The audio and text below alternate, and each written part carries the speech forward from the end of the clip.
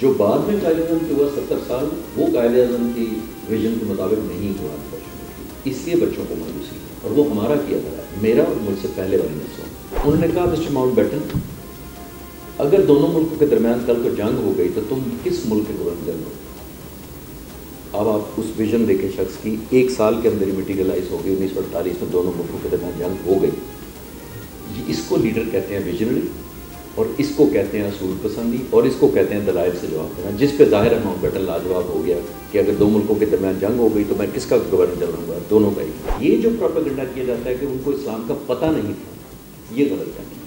وہ اس طرح کہ لنکن جن یونیورسٹی میں داخلہ لیا لندن میں، اور وہاں جا کے وہ کہتے ہیں کہ میں نے اس لیے لیا کہ اس کے چھت کے اوپر holy prophet peace be upon him Muhammad کا نام سب سے بڑے قانون دانوں نے، تو میری یہ وجہ۔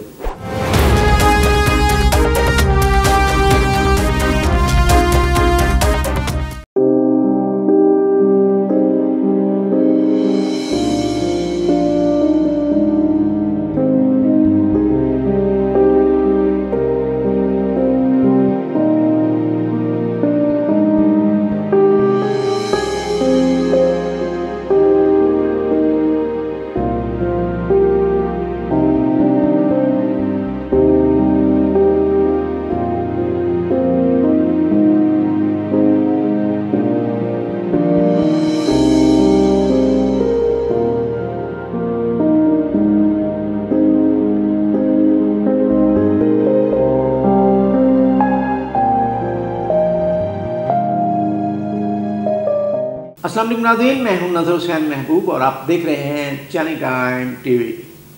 ناظرین، ایئر کوموڈور ریٹائرڈ خالد چشتی ستارہ امتیاز ملٹری اور ستارہ بصالت ہیں، اور قائد اعظم محمد علی جناح سے متعلق 20 سالہ تحقیق کا تجربہ رکھتے ہیں۔ آئیے آپ سے ملواتے ہیں اور ان کی تحقیقات کے حوالے سے تفصیلی جائزہ لیتے ہیں۔ السلام علیکم جناب ایئر کوموڈور صاحب۔ وعلیکم السلام۔ ایئر کوموڈور خالد چشتی صاحب، آپ پاکستان ایئر فورس سے تعلق رکھتے ہیں، یہ قائد اعظم محمد علی جناح پر تحقیقات کا خیال کیسے آیا؟ ہمارے ناظرین کو کچھ بتائیے۔ بہت شکریہ نظر صاحب، آپ نے مجھے اس اہم اور جو ہمارے سب کے دلوں کے قریب ٹاپک ہے اس پہ بات کرنے کے بلایا۔ قائد اعظم کے بارے میں میرا جو خیال پہلی دفعہ آیا مجھے 2003 اور 4 میں تقریباً 1 سال کے لیے ترکی گیا جب میں ایئر فورس میں تھا، تو میں نے ایک وار پوسٹ کرنا تھا استنبول میں، اور ایک میرا تقریباً ٹرکش لینگویج میں کرنا تھا، اور وہاں پہ میں نے اس قوم کی اپنے لیڈر کمال اتاترک کے بارے میں جتنی عزت دیکھی تو مجھے احساس ہوا کہ شاید ہم قائد اعظم کی 10% بھی نہیں کرتے جتنی وہ قوم کرتی ہے۔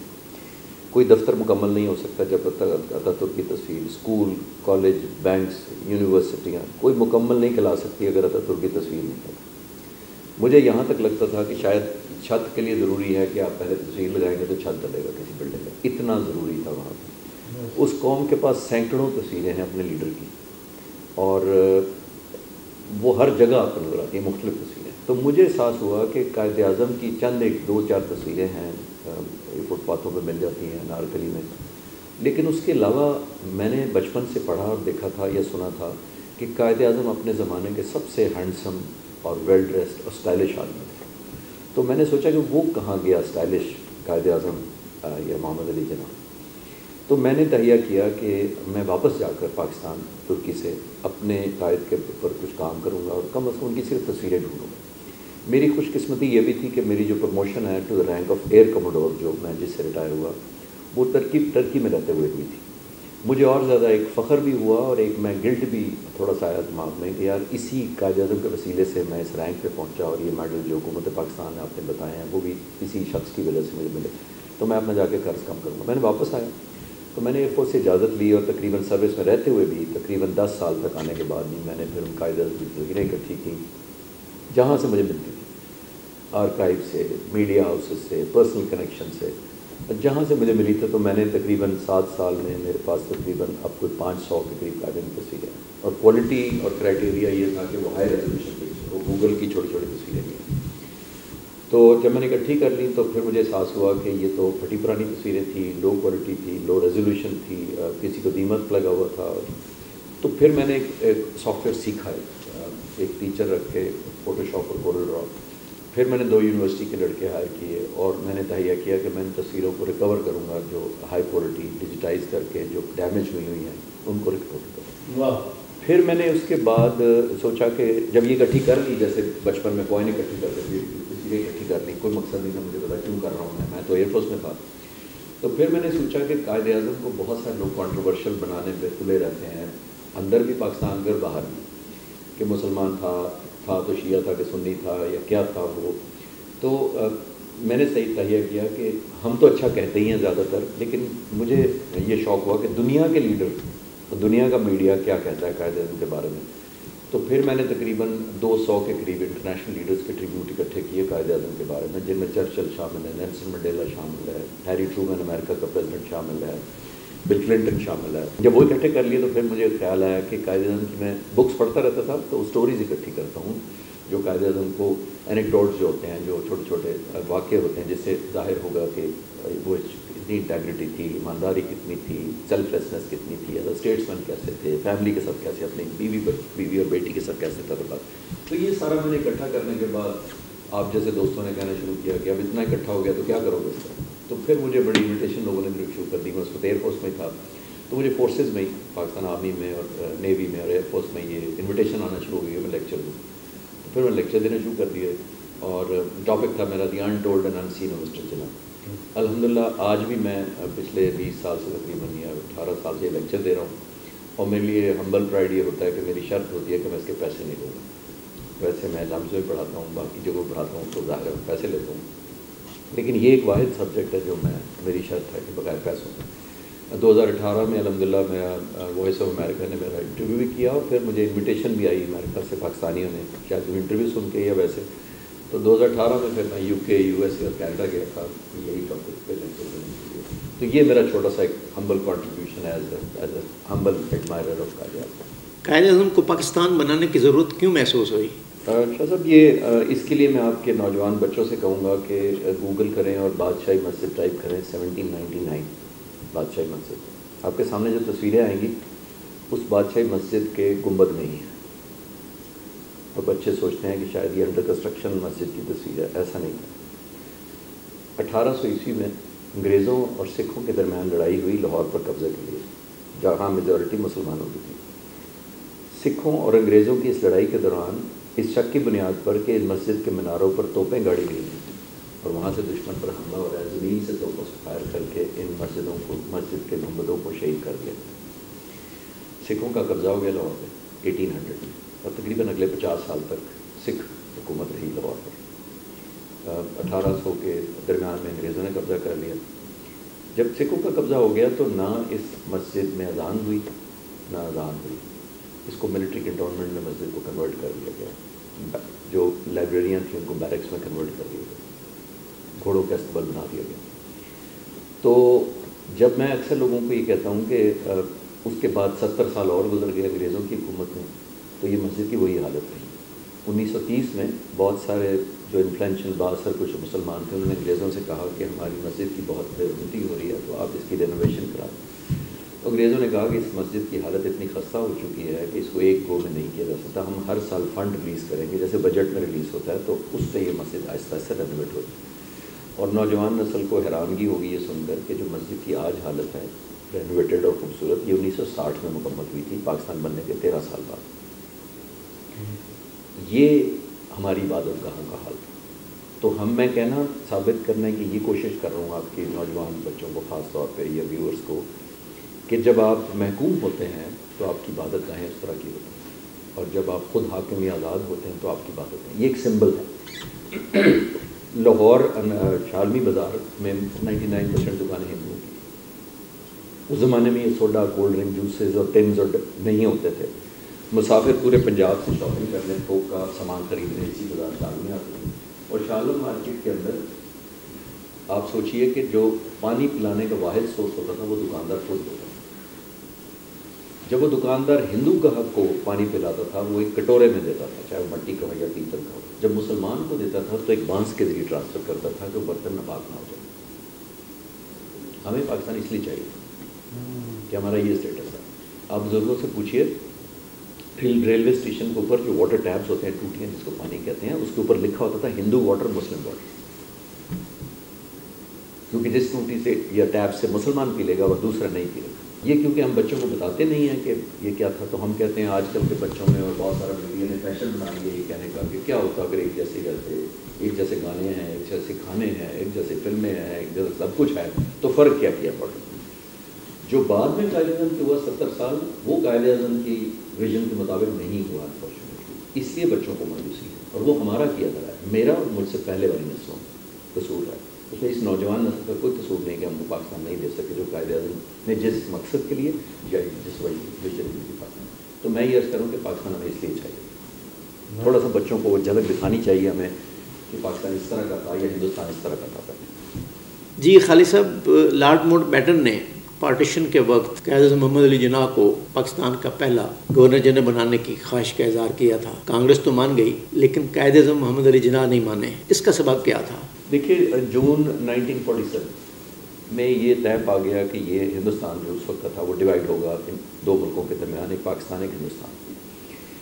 تو جو ہندوستان نیا بننا تھا اس میں کانگریس نے یہ پہلے سے جون میں اعلان کر دیا کہ جو نیا ہمارا ملک ہوگا آزاد ہندوستان, اس کا پہلا governor general Lord Mountbatten ہوگا, جو اس وقت پورے ملک کا گورنر جنرل پہلے سے ہی تھا.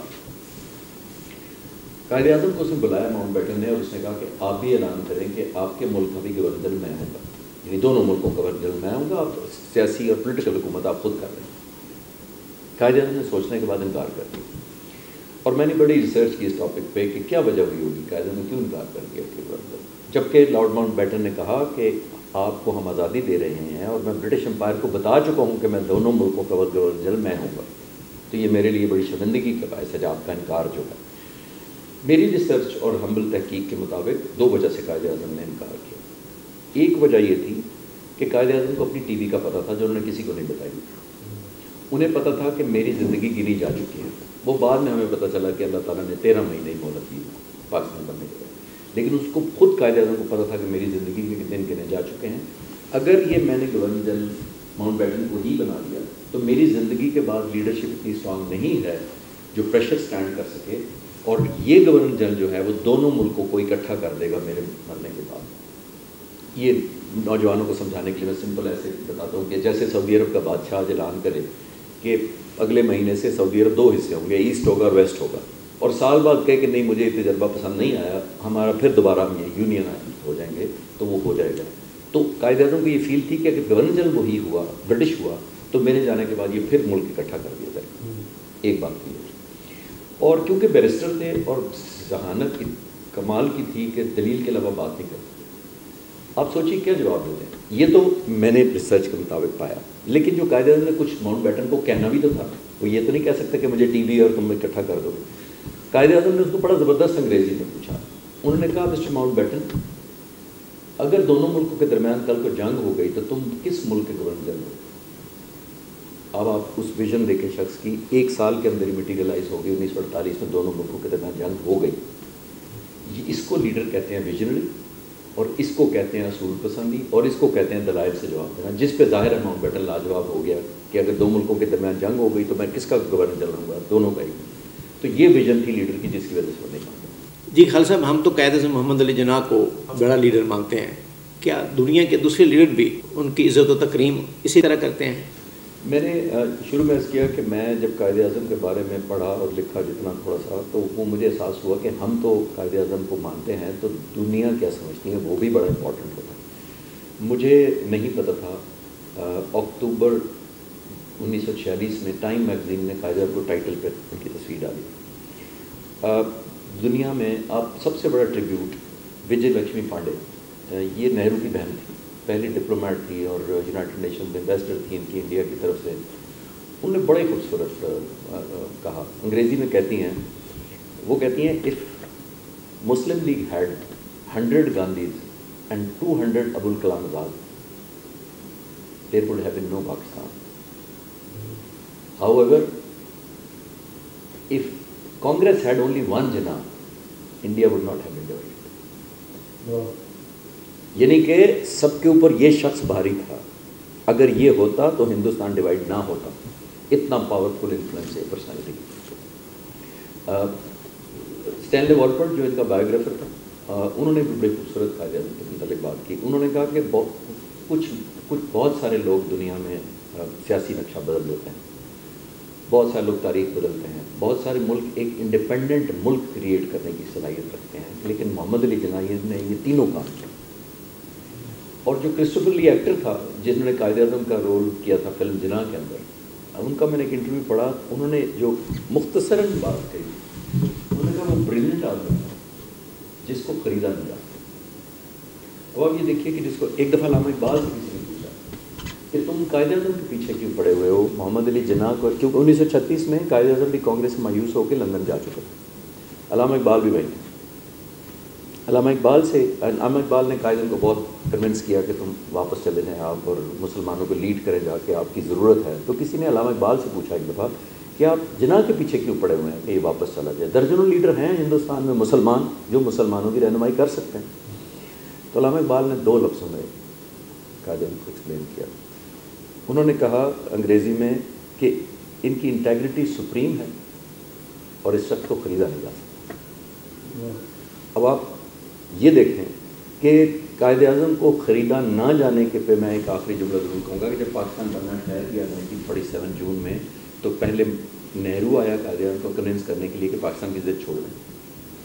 फिर माउंटबेटन ने बुला के कहा कि आपको मैं जो दिलवाते हैं, आजकल आपको पता है एक मिनिस्ट्री के ऊपर जमहूरियत बचाव के लिए किसी भाई को मिनिस्टर लगवा लिया जाता है, किसी कज़न को लगवा लिया जाता है, ठेके ले लिए जाते हैं। अब आप उस लीडर का सोचिए जो पूरे हिंदुस्तान का पॉलिटिक्स का मेन करेक्टर है। और गांधी ने आके कायदे आज़म को क्या ऑफ़र किया, उन्होंने कहा कि अगर तुम पाकिस्तान की ज़िद छोड़ दो तो हम पूरे हिंदुस्तान का आपको पहला वज़ीर आज़म बनाने को तैयार हैं आज़ादी के बाद। पूरा हिंदुस्तान है KPK से बांग्लादेश तक। अब आजकल का पॉलिटिशियन तो क्या करता माजरत के साथ, और कायदे आज़म ने क्या जवाब दिया? कायदे आज़म ने जवाब दिया जो तुम मुझसे मांग रहे हो ये मेरी कौम की अमानत है और मैं अमीन होते हुए ये अमानत नहीं बेच सकता। वाह। अगर वो चाहते तो पूरे हिंदुस्तान के वज़ीर आज़म बन जाते।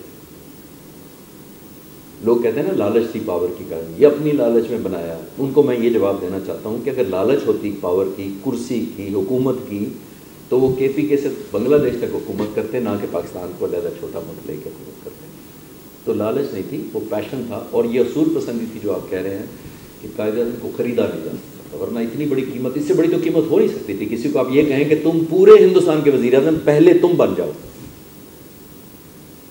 तो यहाँ से हमें बताना चाहिए कि कितना ग्रेट और सेल्फलेस आदमी था। कायदे आज़म मोहम्मद अली जिन्ना बतौर गवर्नर जनरल और बतौर मुसलमान कैसे थे?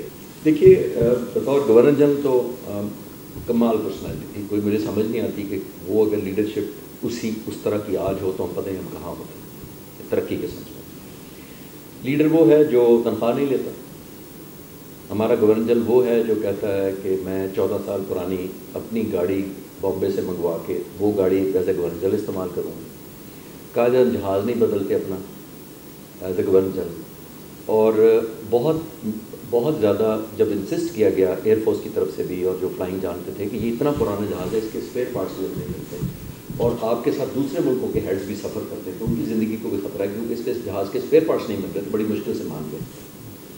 अमेरिका में ऑर्डर किया गया जहाज़ ने, बड़ी मुश्किल से, कि सेफ्टी के पॉइंट ऑफ व्यू से ऑर्डर करते किया गया, सबसे इकोनॉमिकल जहाज़ किया गया। उस ज़माने में उस जहाज़ के 2 वर्जन थे, एक इकॉनमी, एक VIP version. VIP version then में रखिएगा, कोई टेनिस कोर्ट, स्विमिंग पूल नहीं थे उस जहाज़ में, सिर्फ सीट अच्छी थी, एक सेंटर में टेबल होता था VIP, एक टेलीफोन होता था पायलट से बात करने के लिए, और एक एस्ट्रे वगैरह होती थी। ये VIP जहाज़ था। कहने लगे नहीं, इकॉनमी का जहाज़ ऑर्डर करो, बचत करनी चाहिए, गरीब मुल्क है। हो गया। जब उस कंपनी को अमेरिका में पता लगा कि ये जहाज़ हम फाउंडर ऑफ पाकिस्तान के लिए बना रहे हैं, तो उनको शर्मिंदगी हुई। उन्होंने हमारे एम्बेसडर इस्मानी साहब थे वाशिंगटन में, उनसे कहा कि ये हमारी शर्मिंदगी और इंसल्ट है कि हम इकॉनमी जहाज़ हेड ऑफ द स्टेट के लिए बना रहे हैं, तो आप रिक्वेस्ट करें, आप छोटी सी टोकन अमाउंट जैसे सिम्बॉलिक अमाउंट होती है बढ़ा दीजिएगा ताकि हम उसमें कवर कर लें कि बाकी हमारी तरफ से कॉम्प्लीमेंट्री हो गया। मनवा लिया गया कायदे को। जब जहाज़ आया यहाँ पर, जब बिल वजारत ख़जाना में गया तो वजारत ख़जाना ने इनकार कर दिया बिल क्लियर करने से कि ये जो एक्स्ट्रा अमाउंट है ये तो हमने अप्रूवल नहीं दिया। कायदे आज़म ने लेटर ऑफ अपॉलॉजी लिखा टू मिनिस्टर ऑफ फाइनेंस के मेरा कसूर है, इस तरह मुल्क तरक्की करता है। एक और जो आपने पूछा मेरे से कि गवर्नर जनरल कैसे थे, मुसलमान बताता हूँ कैसे गवर्नर जनरल थे। कायदे आज़म ने ये हुक्म दिया हुआ था कि गवर्नर जनरल हाउस में जब कोई भी परचेजिंग होगी तो जब तक मैं इनिशियल दस्तखत नहीं करूँगा वो बिल अदा नहीं होगा, to check on the on the finance کہ پیسے نہ خرچ زیادہ لو، فضول خرچی نہ میرے نام پہ کریں. ایک دفعہ 37 روپے کا ایک بل آیا، ایک پرچیز کرنے پرپوزل آئی، 37 روپے میں سارے اپروو کرتے گئے، فرنیچر کا بل تھا. 7 روپے کی کرسی پہ آ کے رک گئے. کہنے لگے یہ کرسی کس کے لیے ہے؟ اسٹاف نے کہا کہ یہ فاطمہ جناح کے کمرے میں کرسی چاہیے. کو کاٹ دیا 7 روپے کی کرسی. بہن کو پیار سے فاتی کہتے تھے، اور انگریزی میں کہتے ہیں فاتی اپنے لیے کرسی خود افورڈ کر سکتی ہے، قوم اس کا خرچہ کیوں اٹھائے. گورنر جنرل یہ تھے کہ ڈبل روٹی والی بریڈ جہاں سے آتی تھی اس کو فاطمہ جناح نے فون کیا کہ قائد اعظم کہتے ہیں کہ پوری ڈبل روٹی آتی ہے، اس میں اس زمانے میں ریفریجریشن تو اتنی نہیں ہوتی تھی، تو فون کیا کہ یہ ڈبل روٹی اگلے دن ضائع ہوتی ہے، ہم تو 2 یا 3 سلائس دونوں بہن بھائی کھاتے ہیں، تو ایسا نہیں ہو سکتا کہ چھوٹا سانچہ کوئی علیحدہ ہمارے لیے بنا دے جو ہماری ضائع نہ ہو. اس ڈبل روٹی سے پاکستان نے شاہ صاحب امیر نہیں ہونا تھا.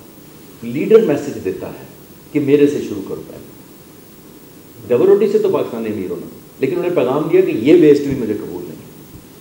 اب آتے ہیں مسلمان، جو آپ نے پوچھا کہ جی مسلمان کہتے تھے، لیکن میں کسی کو سرٹیفکیشن کے لیے نہیں بیٹھا ہوا، لیکن یہ جو پروپیگنڈا کیا جاتا ہے کہ ان کو اسلام کا پتہ نہیں تھا، یہ غلط ہے. وہ اس طرح کہ لنکن یونیورسٹی میں داخلہ لیا لندن میں، اور وہاں جا کے وہ کہتے ہیں کہ میں نے اس لیے لیا کہ اس کے چھت کے اوپر ہولی پروفٹ پیس بھی اپون محمد کا نام سب سے بڑے قانون دار، تو میری یہ وجہ. جب آتے ہیں واپس، عطا ربانی، گروپ کیپٹن عطا ربانی ایئر فورس کے ADC تھے، یہ پیپلز پارٹی جو رضا ربانی ہیں ان کے والد. وہ اپنی کتاب میں لکھتے ہیں کہ جب ہماری عید کی نماز کے لیے ہم جانے لگے 25 اکتوبر 1947 کو، بڑی عید الاضحیٰ، تو قائد اعظم نے کہا صبح صبح کہ میرے لیے جگہ کو مختص نہ کرنا، نہ کوئی پروٹوکول ارینج کرنا، جہاں میں پہنچوں گا جب پہنچوں گا وہیں نماز پڑھوں گا. اور جب نماز پڑھ لی تو ADC کو کہتے ہیں کہ ہم رستہ بدل کے گھر جائیں گے کیونکہ نبی کریم صلی اللہ علیہ وسلم کی سنت ہے. ہم کہتے ہیں مسلمان تھا کہ نہیں. تو ایسے لوگوں کا تو کوئی جواب نہیں دیتا. ان کے زیارت کے قیام کے حوالے سے کچھ بتائیں. زیارت میں جب وہ لے گئے تشریف بیماری کی وجہ سے، تو آپ اندازہ لگائیے، بہت سارے لوگوں کو شاید اندازہ ہی نہ ہو کہ زیارت میں اس کو بجلی نہیں تھی. وہاں پہ اسٹیٹ گیسٹ ہاؤس میں جنریٹر چلتا تھا. جب قائد اعظم نے دیکھا کہ جنریٹر سارا دن چلتا ہے تو انہوں نے کہا یہ فضول خرچی ہے، شام کو 6 بجے روزانہ جنریٹر بند کر دیا جائے گا.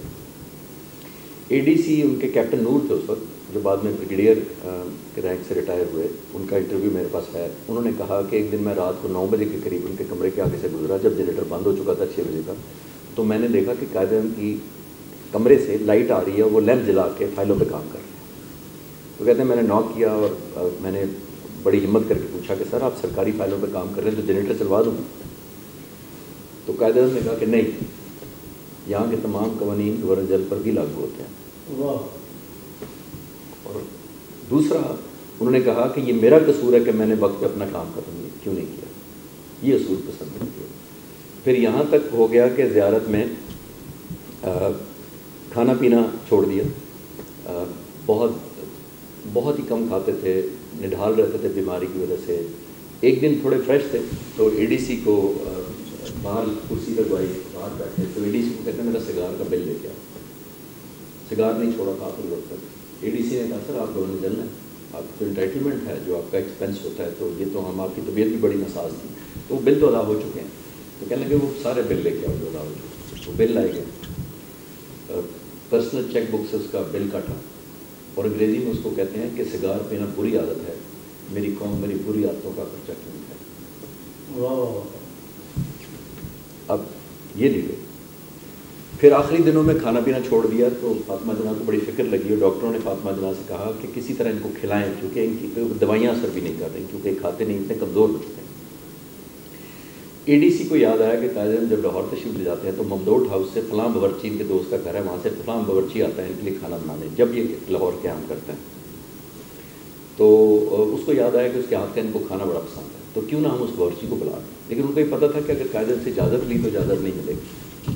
تو اس کو چھپے بغیر بتائے ہوئے قائد اعظم سے چھپ کے اس کو جہاز کی ٹکٹ بھیجی گئی، وہ کوئٹہ آیا، زیارت پہنچایا گیا. فاطمہ جناح نے اس سے کہا کہ کھانا اچھا سا بناؤ، قائد اعظم کی پسندیدہ جو تم بیسٹ کھانا بناتے اسے بنایا. بہن کھانا اندر لے گئی، ضد کر کے چکھایا، اور خوشگوار حیرانگی ہوئی فاطمہ جناح کو کہ قائد اعظم کھاتے چلے گئے اور پیٹ بھر کے کھانا کھا لیا بڑے دنوں بعد. جب برتن اٹھا لیے گئے تو تھوڑی دیر بعد ADC کو اندر بلایا اور پوچھا یہ کھانا کیسے بنایا. اب کسی میں یہ ہمت نہیں تھی کہ قائد اعظم کے سامنے جھوٹ بولے، تو ADC کو بتانا پڑا کہ سر وہ جو ممدوٹ ہاؤس والا باورچی ہم نے جہاز کو بلا دیا. اس کو بلا کے پرسنل چیک بک سے اس کا ریٹرن ٹکٹ کا جہاز کا خرچہ اپنی جیب سے دیتے ہوئے انگریزی میں اس کو کہتے ہیں کہ اس کو واپس بھیج دو، یہ ایک غریب قوم ہے، میرے منہ کے ذائقے کے لیے اس عیاشی کی متحمل نہیں ہو سکتی۔ یہ آپ کا لیڈر تھا، اور میں کسی نعوذ باللہ ولی پیغمبروں کی بات نہیں کر رہا، 75 سال پہلے ہمارے درمیان تھا، میں تو بہت سے پرانی باتیں نہیں کر رہا۔ تو یہ عالم تھا، وہی ADC کہتے ہیں کہ میں جب کوئٹہ پہنچا تو ہم لوگ کوئٹہ کچھ دن قیام کیا زیارت جانے سے پہلے، تو سردی بہت تھی، سوتی یا کاٹن کی جرابیں تھی قائد اعظم کی، کراچی کے موسم کے حساب سے تو وہ بہت سردی تھی، تو ڈاکٹر نے کہا کہ وولن جرابیں آپ کو لینی چاہیے گرم یہاں سے۔ تو کیپٹن نور کہتے ہیں کہ مجھے 10 روپے دیے کہ جا کے جرابیں لے کے گرم جرابیں لے آؤ، میرے ڈاکٹر جب کہتے ہیں، وہ کہتے ہیں جب میں دروازے تک گیا تو واپس بلایا گیا، اور مجھے کہتے ہیں کہ سرکاری گاڑی پر مت جانا کیونکہ لوگوں کو پتہ لگ جائے گا کہ تم گرم جل کے کچھ لینے آئے ہو، اور اس دکاندار کو مت بتانا کہ قائد اعظم کے لیے جرابیں، کیونکہ میں نہیں چاہتا کہ وہ پیسے نہ لے تو کسی غریب کا نقصان میری طرف سے۔ کتنی باتیں کریں گے اور کتنی ریلیونس ملیں گے، تو ریلیونس ہے ہی نہیں۔ وہ لیڈر جو آپ کا جس نے ملک بنایا وہ اپنے لیے اپنے آپ کو یہ اقدار نہیں سمجھتا کہ میں انٹائٹلمنٹ ہے میری۔ خالد صاحب، کہا جاتا ہے کہ آخری ایام میں قائد اعظم محمد علی جناح اور لیاقت علی خان کے درمیان کچھ کشیدگی تھی، اس کا سچائی سے کیا تعلق ہے؟ اس کا سچائی سے مجھے تعلق نہیں ملا، یہ ایک دو کتابوں میں ہے، میں ابھی نام نہیں لینا چاہتا، لیکن قائد اعظم کے جو ADC تھے کیپٹن نور، جن کا میں نے ذکر کیا، میرے پاس انٹرویو ہے ان کا، میں گواہی کے طور پہ پیش کر سکتا ہوں، ویڈیو انٹرویو۔ ان سے جب یہ سوال کیا گیا تو انہوں نے کہا ایسا نہیں تھا۔ وہ کہنے لگے جب زیارت میں قائد اعظم تھے تو پہلے تو انہوں نے میڈیکل علاج کے لیے باہر جانے سے انکار کر دیا، یہ بھی ذہن میں رکھیے گا، یہ ہمارا لیڈر تھا۔ انہوں نے کہا یہ غریب ملک ہے، امریکن ایمبیسڈر، ہمارا جو امریکہ میں ایمبیسڈر تھے عثمانی، وہ اسپیشلی ملنے آئے قائد اعظم کو کہ امریکن حکومت ایگری کر گئی ہے، وہ خرچہ بھی ہم کریں گے، جہاز بھیجنے کو تیار ہیں، آپ امریکہ چلے علاج کے لیے۔ انہوں نے کہا کہ نہیں، یہ غریب قوم ہے، اس پر بوجھ نہیں ڈال سکتا، پہلے تو یہ کریں۔ لیاقت علی خان پہ آتے ہیں تو وہ ADC وہی کیپٹن نور کہتے ہیں کہ جب وہ قائد اعظم کو ملنے آ رہے تھے، بائی روڈ آئے تھے کراچی سے، تو کہنے لگے قائد اعظم نے خود مجھ سے پوچھا تھا کہ لیاقت علی خان کتنے بجے کوئٹہ پہنچیں گے، وہاں کون ریسیو کرے گا، کتنے بجے زیارت پہنچیں گے۔ پھر دوپہر کا مینیو انہوں نے خود چیک کیا کہ کھانے میں کیا ہوگا لیاقت علی خان۔ جب کھانا کھا لیا تو پھر 1 گھنٹہ انہوں نے مذاکرات آپس میں کی، گورنمنٹ کے معاملات آپس میں طے کیے۔ اب آپ مجھے یہ بتائیے کہ اگر آپ کے کسی سے کشیدہ تعلقات ہوں تو آپ مینیو تو نہیں چیک کریں گے کہ کھانے میں کیا بننا چاہیے، خود تو نہیں چیک کریں گے، آپ کہیں گے جو مرضی کھلا دو میری طرف سے۔ لیکن وہ کہتے تھے کہ بالکل نہیں تھا، کیونکہ میں جس گرم جوشی سے قائد اعظم ملے اور اسماعیل کے ساتھ ملے، ایسا کوئی امپریشن نہیں ان کو ملا۔ جی خالد صاحب، آج کل ہماری سیاست میں رکھ رکھاؤ اور اخلاق کی بہت کمی ہے، آپ قائد اعظم محمد علی جناح کی سیاست کو اور آج کی سیاست میں کیا فرق محسوس کرتے ہیں؟ بدقسمتی سے فرق ہی فرق ہے، کیونکہ میں تو صرف ان کی سٹوری سناؤں گا، میں آج کل پہ آپ خود ہی نتیجہ نکال لیجیے۔ دیکھیے، پاکستان بننے سے پہلے نہرو اور مسز ماؤنٹ بیٹن کے درمیان جو فرینڈشپ تھی، وہ کہا جاتا ہے، بہت ساری کتابوں میں ہے کہ وہ انٹیمیٹ تھی اور بیانڈ ڈیسنسی تھی، وہ ایک دوسرے کو خط لکھا کرتے تھے جو قابل اعتراض ہو۔ قائد اعظم کی بیٹی نے جب ایک پارسی سے شادی کی تو ان کو بہت کرٹیسائز کیا گیا قائد اعظم کو کہ جو شخص اپنی بیٹی کو کنٹرول نہیں کر سکتا، اس نے 9 کروڑ مسلمانوں کو کیا کنٹرول کرنا۔ تو انہوں نے کبھی جواب نہیں دیا، کبھی اس بیان بازی میں نہیں پڑے تھے۔ 1946 میں مسز ماؤنٹ بیٹن اور نہرو کے درمیان جو خطوط لکھے گئے آپس میں، وہ مسلم لیگ کے ہاتھ چڑھے اور لیاقت علی خان وہ خط لے کے قائد اعظم کے پاس حاضر ہوئے، جو آج کل کے ویڈیو کلپ ہیں انہیں سے ریلیٹ کر رہے ہیں۔ وہ خط لے کے قائد اعظم کے پاس آئے اور انہوں نے کہا کہ مسٹر جناح، اب ہماری باری ہے حساب برابر کرنے کی، کیونکہ آپ کی بیٹی کے رشتے کے بارے میں انہوں نے بڑا آپ کو امبیرس کیا ہے اور انسلٹ کرنے کی کوشش کی، تو اب ہمارے ہاتھ خط آ گئے ہیں تو ہم بدلہ بڑا اچھا لیں گے۔ تو آپ اندازہ لگے قائد اعظم غصے میں آ گئے اور آگے لیاقت علی خان کو کہتے ہیں کہ تم چاہتے ہو کہ میں چند خطوط بلیک میل کے لیے استعمال کروں؟ ملک جو ہے وہ لوگوں کے پیشن اور دلچسپی اور حب الوطنی سے ملک بنا کرتے ہیں، نہ کہ چند لیٹر بلیک میل کے ایکسپلائٹ کر کے۔ اور قائد نے خط جلوا لیا، یہ ہمارے لیے سیٹ کر گیا تھا ایگزامپل کہ کوئی ویڈیو ہاتھ لگ جائے یا خط ہاتھ لگ جائے تو ان کو کیش نہ کراؤ، ان کو جلوا دو۔ یعنی آپ نے تو نوٹ کاٹ دیا نا سب کے سرجبان کیا؟ میں کہہ رہا ہوں کہ میں اکثر جب لیکچر دیتا ہوں تو میرے ٹائٹل ہے اس سلائڈ کا جب میں یہ سٹوری بتاتا ہوں، اے مین ود سپریم سیلف لیسنس، جس میں اندر یہ خود غرضی تھی نہیں اور ایتھکس اس سے بڑے شاید ہی کسی کے پولیٹیشن میں ہو سکتے جتنے قائد اعظم۔ جی خالد صاحب، کوئی قائد اعظم محمد علی جناح صاحب کی زندگی کا خاص کوئی خوبصورت واقعہ بتائیں جس سے آپ بڑے فیسینیٹ ہوئے ہوں؟ بہت سارے قائد اعظم کی جس نے آپ کو بڑا فیسینیٹ کیا ہو؟ مجھے بڑا فیسینیٹ یہ کرتا ہے قائد اعظم کا کہ وہ کسی سٹیج پہ بھی میں ایک بڑی دلچسپ بناتا ہوں جو ابھی میرے ذہن میں آیا ہے. آج کل ہم حکومتوں میں لیتے ہیں اپنی فیملی کو گرو کرانے کے لیے، کروڑپتی رشتہ داروں کو نوکریاں دلانے کے لیے، ٹھیکے پرمٹ دلانے کے لیے. میں ایک بتا دیتا ہوں اور اس سے جو نتیجہ آپ کے ناظرین آخر میں نکالنا چاہیں وہ میرے لیے بڑا اعزاز ہوگا کہ سمجھیں. حضور کیپٹن گل حسن اس وقت کیپٹن تھے، قائد کے ADC تھے، بعد میں جنرل بنے اور آرمی چیف پاکستان کے ریٹائر ہوئے. وہ اپنی کتاب میں لکھتے ہیں کہ جب پاکستان بن گیا تو ایک شخص آیا احمد علی اور اس نے آگے کہا کہ میں قائد اعظم کا بھائی ہوں، میں ان سے ملنا چاہتا ہوں. گل حسن کہتے ہیں کہ میں نے پوچھا کہ آپ نے قائد اعظم سے ٹائم لیا ہوا ہے بھائی سے؟ انہوں نے کہا ٹائم نہیں لیا، یہ کارڈ بس دے دو، میرا کارڈ. کارڈ کے اوپر لکھا ہوا تھا احمد علی brother of Quaid Azam governor general Pakistan. یہ کارڈ پہ لکھا ہوا تھا.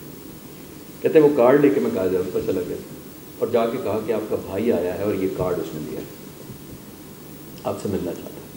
قائد اعظم نے کارڈ پڑھا، احمد علی brother of Quaid Azam governor general Pakistan. Quaid Azam نے لال پین پکڑا اور جو سیکنڈ لائن تھی بردر آف قائد اعظم، اس کو کراس کیا. اس کو کراس کرنے کے بعد ADC کو کہتے ہیں کہ یہ اس کو واپس دے دو کارڈ اور اس کو بولو نیا کارڈ بنوائے تو شاید مل جائے. کیا مقابلہ کریں گے کسی سے؟ یہ شخصیت تھی کہ جس کو ہم کہتے ہیں رشتہ داریاں کر رہی ہیں، سگے بھائی کو اس لیے نہیں ملا کہ میرا نام کیوں لکھوایا کارڈ کو.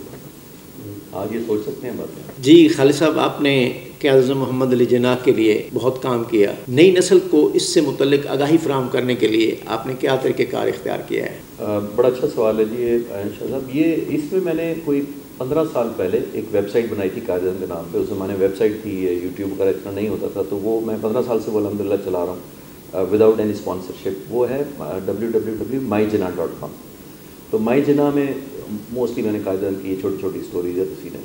لیکن کیونکہ ویب سائٹ کا پھر ٹرینڈ کم ہو گیا، میں 2018 میں جب میں UK USA کینیڈا گیا تو لوگوں نے مجھے کہا کہ آپ ایک لیکچر دے کے چلے جائیں گے. ہم تو آج 300 لوگ آئے تھے یا 400 لوگ آئے تھے، تو ہمارے بچے یونیورسٹیوں میں ہیں، ہماری وائف جاب پہ ہے، اس طرح تو ان کو کیسے ہم کریں.